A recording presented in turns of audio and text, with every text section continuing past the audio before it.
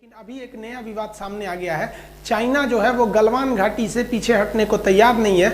उसका कहना है कि हम एक ही शर्त पर पीछे हटेंगे जब भारत अपनी सड़क निर्माण कार्य को पीछे रोकेगा।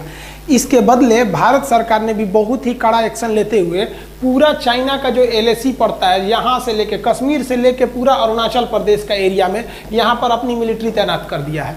ये बहुत ही बड़ा सिचुएशन क्रिएट हो गया कि पूरे बॉर्डर पर फौज तैयार हो गई है और नेवी भी तैयार बैठी है नीचे से। तो समझते हैं गलवान घाटी को लेकर चाइना इतना सेंसिटिव क्यों है और दौलत बेग ओल्डी और सियाचिन से इसका क्या कनेक्शन है। देखिए, जो सड़क को लेकर विवाद चल रहा है ये काफी पुराना है। 90 के दशक में जॉर्ज फर्नांडिस थे जो अटल बिहारी वाजपेयी जो प्रधानमंत्री थे तो वो रक्षा मंत्री थे। इन्होंने कहा कि जो चाइना से लगने वाले बॉर्डर एरिया है वो सेफ नहीं है, वहां स्ट्रेटेजिक सड़कों का बहुत ही अभाव है। स्ट्रेटेजिक सड़कें उन्हें कहते हैं जिस पर तोप टैंक कितने भी भारी व्हीकल्स को ले जाएंगे कोई असर नहीं करता है। बरसात हो, कितने भी खराब मौसम हो, कुछ प्रभाव नहीं पड़ता है। भूकंप के दौरान भी वो अपनी क्षमता को बनाए रखते हैं। अतः उन्हें आप कह सकते हैं कि हमेशा आपके लिए वो रेडी रहते हैं स्ट्रेटेजिक सड़कें। तो इन्होंने स्ट्रेटेजिक सड़कों के लिए ऐसे 61 स्ट्रेटेजिक सड़कों की पहचान की जॉर्ज फर्नांडिस। और आज जो विवाद इसलिए हो रहा है कि भारत सरकार का एक ऑर्गेनाइजेशन है बॉर्डर रोड ऑर्गेनाइजेशन BRO, उसने 75% सड़कों को कंप्लीट कर दिया है। ये सड़कें इतनी तेजी से कंप्लीट की गई कि जब अरुणाचल प्रदेश में इन सड़कों को बनाया जा रहा था तो वहां के गांव वाले अपनी जमीन को फ्री में दे दिया। हालांकि ऐसा कभी नहीं होता है, जब सड़क बनाए जाते हैं तो सरकार जमीन खरीदती है, लेकिन वहां के लोगों को सैल्यूट जो देश के लिए इतना सोचते हैं और अपनी जमीन फ्री में दे दिए कि हाँ यहाँ पे सड़क बनाइए ताकि हमारी आर्मी जा सके। अब यही सड़कें जो हैं ये यहाँ बन रही है आपका लद्दाख के एरिया में दौलत बेग ओल्डी सेक्टर में। इसको लेकर चाइना ज्यादा विवाद कर रहा है। देखिए, एक सड़क है जिसका नाम है दारबुक स्योक। ये स्योक नदी को पार करके जाती है। दारबुक नाम के जगह से स्टार्ट होती है इसलिए इसे दारबुक स्योक कहते हैं। जब ये एकदम ऊपर दौलत बेग ओल्डी तक पहुंच जाती है तो इसकी लंबाई हो जाती है 250 किलोमीटर। हम समझेंगे दौलत बेग ओल्डी क्या होता है। देखिए, ये इसमें जो हम रेड कलर से रंगे हुए हैं ये सियाचिन ग्लेशियर है। ये सियाचिन का एरिया है, ये इंडिया के कंट्रोल में है। उससे जस्ट पहले जो ब्लू कलर से कलर किए हुए हैं ये है आपका दौलत बेग ओल्डी का एरिया। ये दोनों जरूरी है। सियाचिन ग्लेशियर दुनिया का सबसे ऊंचा युद्ध का मैदान है, तो वहीं दौलत बेग ओल्डी भारत या कह लीजिए तो दुनिया के सबसे बड़े युद्ध के मैदानों में से एक है। किंतु यहाँ पर एयरपोर्ट है, एयरफोर्स रहती है। तो ये हमको यहाँ पर तो फौज दुनिया में ये सबसे ऊंची बैठ गई और यहाँ पर आप कह लीजिए तो एयरफोर्स भी बहुत ही ऊंचाई पे बैठ गई। अब यहाँ से नीचे चाइना गलवान घाटी में अगर खड़ा रहता है तो चुपचाप वहाँ से बम मार दीजिएगा तो मर जाएगा। वहाँ से 9 किलोमीटर की डिस्टेंस पे, ज़्यादा दूरी वहाँ पे नहीं है। हाइट की वजह से चाइना को यहाँ बहुत ज़्यादा घाटा लगेगा, लेकिन ये सड़क उसमें बहुत ज्यादा भारतीयों को एडवांटेज देती है। तो ये रेड वाला आपका एरिया हो गया सियाचिन और ये ब्लू वाला हो गया आपका दौलत बेग ओल्डी। ये जो सड़क जा रही है आपको, इस सड़क का ही नाम है दारबुक स्योक। ये स्योक नदी को पार करके जा रही है। अब ये जो सड़क जा रही है इस सड़क से चाइना को दिक्कत नहीं है।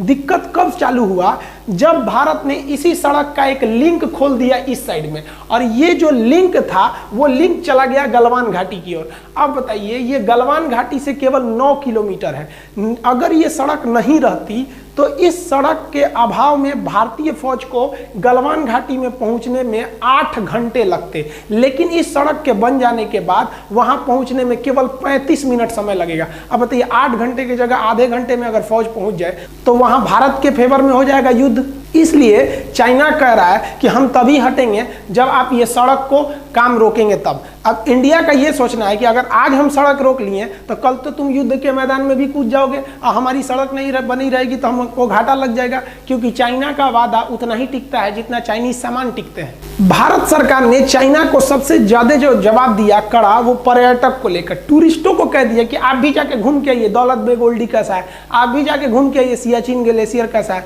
अब विदेशी लोग आए, अब घूमने वहां चले गए।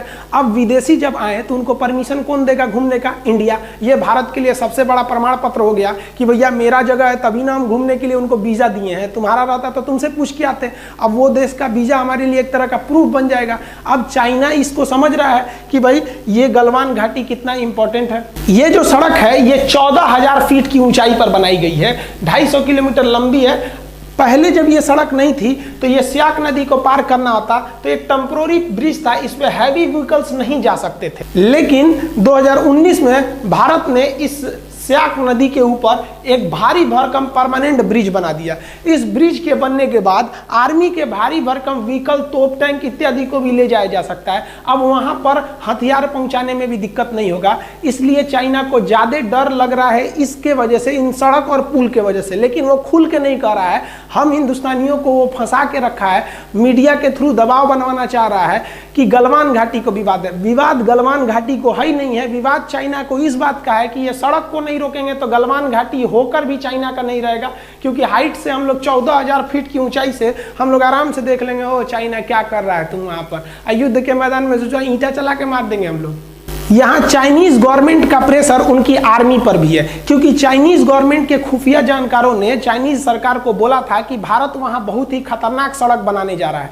लेकिन चाइनीज गवर्नमेंट ने जब आर्मी से पूछा तो उनके आर्मी वालों ने कहा कि इतना भयानक भयानक पहाड़ है, वहां सड़क बनेगा कैसे? देख रहे हैं पूरा सीधे सीधे ढलान है, कहां से अच्छा सड़क बन पाएगा? इतना बड़ा बड़ा पहाड़ है, सड़क नहीं बन पाएगा। गवर्नमेंट आप टेंशन नहीं लीजिए, हम लोग है ना। दिक्कत कब हुआ? जब ये सड़क बनकर तैयार हुआ तब। देखिए ये सड़क ऐसा बना दिया, इंडिया वाले भी बताइए इतना भयानक सड़क बना दिया सब। अब इसमें जो सेना की जो गाड़ियां चलती हैं वो बुलेट ट्रेन की तरह भाग रही हैं सब। इन सड़क पर पानी भी नहीं लगेगा, क्योंकि जहां तक सड़क गई है वहां तक पैरेलल नाला लेके गया है, दोनों ओर से पानी भी नहीं लगेगी। स्ट्रेटेजिक सड़क इतनी भयानक लग गई कि चाइनीज सरकार अपनी आर्मी पे भड़क गई कि रे चोट्टा कहीं का, तो बोला था कि सड़क नहीं बनेगी, कौन सी बना दिया देख तो। अब युद्ध के मैदान में धड़ाक से फौज उतार देगा, तू लोग मुंह ताकते रहना। चाइनीज सरकार का उनकी आर्मी पर गुस्सा एक बात और से है कि ये जो दौलत बेग ओल्डी है, इस दौलत बेग ओल्डी पर जब भारत ने अपनी एयरफोर्स को उतारा था तो एएन नामक विमान को उतारा था। ये छोटा सा जहाज है, इसमें 30-40 लोग बैठते हैं। तो इस पर चाइनीज आर्मी ने कुछ खास एक्शन नहीं लिया था, कहा था 30-40 आदमी के जहाज में क्या होगा। लेकिन इंडियन एयरफोर्स ने एक और खतरनाक काम कर दिया। एयरफोर्स ने पहले तो उतारा ही छोटका विमान एएन नामक छोटा सा, और जब ये उतर गया सक्सेसफुली तो यहां उतार दिया अपना C-17 ग्लोब मास्टर और हरकुलियस नामक भारी भीषण विमान। ये विमान जो है ना भीम है एकदम, समझिए तो 70 टन उठा के उड़ जाएगा। एक हाथी 10 टन की होती है, 70 टन उठाएगा, 7 गो हाथी को लाद के उड़ जाएगा। इतना किसी भी मौसम में उड़ सकता है, पहाड़ के बीच में भी उड़ सकता है। आप इसे देखिए कितना खतरनाक ये लैंडिंग करता है। भारत ने जब दौलत बेग ओल्डी में अपना सबसे भयानक विमान C-17 ग्लोब मास्टर को उतारा तो चीन में खलबली मच गई, क्योंकि एक बहुत विशाल विमान है और इतने पहाड़ी वाले एरिया में इस विमान को उतारना एक तरह से काफ़ी चैलेंजिंग था। किंतु भारत ने इस बड़े भारी भरकम विमान को दौलत बेग ओल्डी में सक्सेसफुली उतार लिया।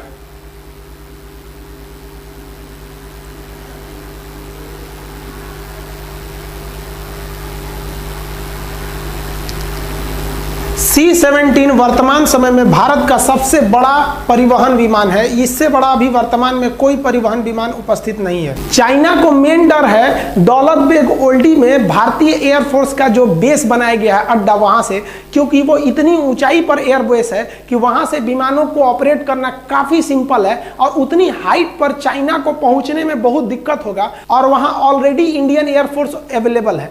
अब ये एयरफोर्स अगर चाइना के ऊपर दौलत बेग ओल्डी से धावा बोल दिया तो चाइना कुछ नहीं कर सकता है, क्योंकि सड़क अगर बन गई तो आर्मी सड़क से आएगी और चाइना अगर सड़क को तोड़ना चाहेगा तो ये देखिए ये बैठे हैं सब आराम से, दौलत बेग ओल्डी से धो देंगे सब वहां पे। तो चाइना को लग रहा है कि अभी रोक लो इंडिया को ये सड़क बनाने से, नहीं तो गलवान घाटी निकल गया उनके हाथ से।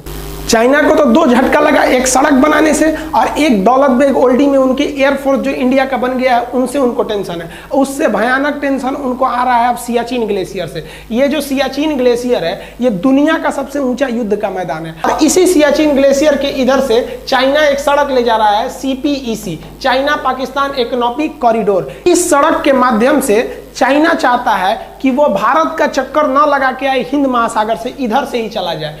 अब बताइए अगर इधर से इनकी ट्रक सामान जाएगा और भारत से युद्ध करके सोचेंगे उधर से चले जाएं, तो यहाँ हमारा सियाचिन ग्लेशियर है, युद्ध का मैदान दुनिया का सबसे ऊंचा, और यहाँ दौलत बेग ओल्डी में हम अपना हर एक विमान जहाज उतार के देख लिए। और सियाचिन ग्लेशियर में हम लोग ने हेलीकॉप्टर लैंडिंग हर एक चीज को करा दिया। वहाँ हेलीकॉप्टर नहीं उतर सकता था, जहाज नहीं उतर पाती थी सर, लेकिन भारतीय एयरफोर्स ने कर दिया। आप वीडियो में देखिएगा कि कैसे वहाँ लैंडिंग की गई। अब ये चाइना के लिए सरदर्द बना हुआ है, क्योंकि अगर भारत चाहे तो इस CPEC को बनने के बाद भी रोक सकता है सियाचिन और दौलत बेग ओल्डी के द्वारा। सियाचिन ग्लेशियर इतना दुर्गम एरिया है कि वहाँ सैनिकों को ऐसे जाना पड़ता है बर्फ में, जैसे मूवी वगैरह में जाते हैं लोग पहाड़ पर, और इतना कठिन जगह पे जाके वो लोग ड्यूटी करते हैं। लेकिन इंडियन एयरफोर्स ने उस सियाचिन ग्लेशियर पे अपना ध्रुव हेलीकॉप्टर उतार दिया, चीता उतार दिया, चेतक उतार दिया, MI हेलीकॉप्टर को बना रहा है, LCH हेलीकॉप्टर को बना रहा है। आप कहेंगे तो एयरफोर्स के जितने भी हेलीकॉप्टर हैं और विमान हैं उनका एक अलग वीडियो बना देंगे। और सियाचिन ग्लेशियर पाकिस्तान के कब्जे में चला गया था 1984 में, कैसे हम लोगों ने ऑपरेशन मेघदूत और ऑपरेशन राजीव द्वारा हम उसे वापस लेके आए थे, इसके लिए हम अलग वीडियो बना देंगे अगर आप कहेंगे तो। भारत ने यहाँ पर अपना जो जहाज उतार दिया, इससे चाइना को एक बहुत बड़ा सरदर्द है कि इधर से जाएगा गलवान घाटी और उधर से जाएगा CPEC सड़क। इस एरिया में छोटे हेलीकॉप्टर को भी उड़ाया जा सकता है और आराम से यहाँ पे ऑपरेट किया जा सकता है। इस वजह से चाइना को यहाँ पर एक ज्योग्राफिकल घाटा लग रहा है हाइट को लेकर, क्योंकि उधर से चाइनीज एयरफोर्स इतनी हाइट पे आएगी जब तक ये लोग हाइट पे पहले से अवेलेबल है वहाँ पर। भारत सियाचिन ग्लेशियर पर हेलीकॉप्टर भी उतार सकता है, वहाँ अपनी सैनिकों को रसद सामान सामग्री को हेलीकॉप्टर जैसे चीता, चेतक, ध्रुव जैसे हेलीकॉप्टरों को वहाँ आराम से उतारा जा सकता है और वहाँ पर रिफिलिंग तथा रसद सामान इत्यादि को पहुँचाया जा सकता है। ये चाइना के लिए एक बहुत बड़ा थ्रेट साबित होगा, क्योंकि यहाँ हेलीकॉप्टर उतारना बहुत ही बड़ा चैलेंजिंग होता है। आप चारों ओर देखिएगा केवल बर्फ ही दिखाई देगा। साथ ही इंडियन नेवी ने कहा है कि इसका जो ईस्टर्न फ्लीट है यहाँ पर हालात ठीक नहीं है, अतः ईस्टर्न फ्लीट को हम आगे भेजने के लिए दिशा निर्देश दे रहे हैं। अब यहाँ से इंडियन नेवी भी तैयार बैठी है इधर से जाने के लिए अपने पूरे फ्लीट के साथ, कि अगर कहीं इधर में कोई दिक्कत हो रहा है तो हम यहाँ चले जाएंगे।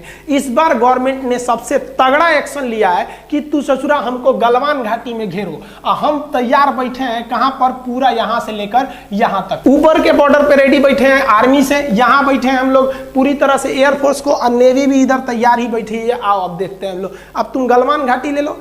अगर थोड़ा भी युद्ध हुआ, 10 दिन का भी युद्ध हुआ ना, तो युद्ध किसी के परिणाम में जाने वाला नहीं है, क्योंकि दोनों अब परमाणु संपन्न देश है। तो एक बात तो कंफर्म है कि भारत के लोग चाइनीज सामानों का उपभोग करना पूरी तरह से छोड़ देंगे और चाइना को व्यापार घाटा बहुत ज्यादा लगेगा। चाइना बॉर्डर पर डेली चाइना की ओर से अलग अलग प्रोपेगेंडा को फैलाया जा रहा है। मीडिया में चाइना इस तरह से प्रस्तुत कर रहा है जैसे चाइना 8 किलोमीटर घुस गया है, 10 किलोमीटर घुस गया है। ये आप लोगों के ऊपर दबाव बनाने के लिए बनाया जा रहा है। इंडियन आर्मी वहां पे खाली नहीं बैठी थी कि तुम घुस जाओगे, हम लोग कह देंगे हाँ आइए। इंडियन आर्मी घुसने नहीं देती उन लोग को, लेकिन ये खबर पाकिस्तान और नेपाल के थ्रू इंडिया की ओर भेजा जा रहा है और तरह तरह के साइकोलॉजिकल दबाव बना रहा है। आप भी ये सोच रहे होंगे कि इंडियन आर्मी क्या कर रही थी, ये केवल उनका दबाव है ताकि आप ये सोचकर डर जाइए कि आप चाइना से मुकाबला नहीं कर सकते। ये बात गलत है कि चाइना हमारे ऊपर दबाव बना रहा है या हमारे फौजी उनको घुसने के लिए अंदर जगह दे दिए थे, एकदम गलत है। ये सही है कि स्टैंड ऑफ हुआ है, दोनों आर्मी खड़ी है, लेकिन ये खबर गलत है कि वो हमारा 8 किलोमीटर कब्जा कर लिया है, 6 किलोमीटर कब्जा कर लिया है।